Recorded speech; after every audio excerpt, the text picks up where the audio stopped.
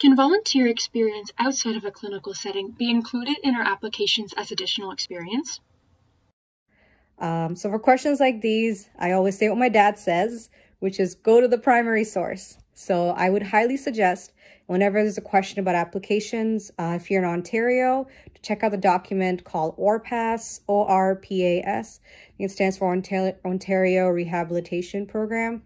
Because, you know, requirements change every year. So always, always, always check the updated ORPAS and other state, province-specific guidelines for that. But when I applied, which was about 7 years ago, we were able to count additional volunteer experience outside of clinical settings as additional experience. Absolutely, volunteer experience outside of speech-language pathology is relatable and should be included in your applications.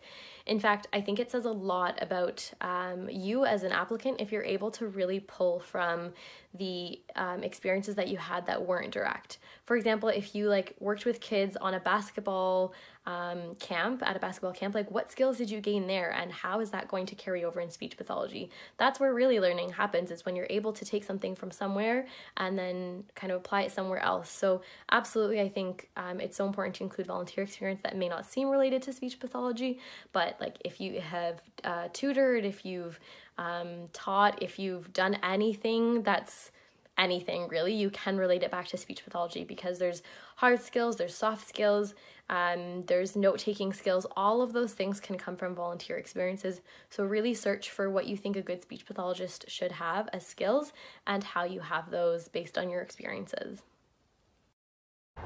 This is a great question. I remember how much time I spent on my applications. So my understanding is that ours have to be anything under the observation of or in guidance of a speech language pathologist.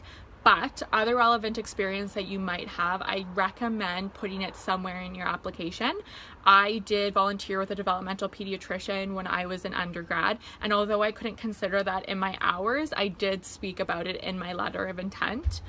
That is all to say, still go check with the individual schools. Things might have changed with the suspension of in-person volunteering and with the pandemic. So email the individual schools. I know it's intimidating, but they do want to hear from you. And my experience is that they're very willing to help as well.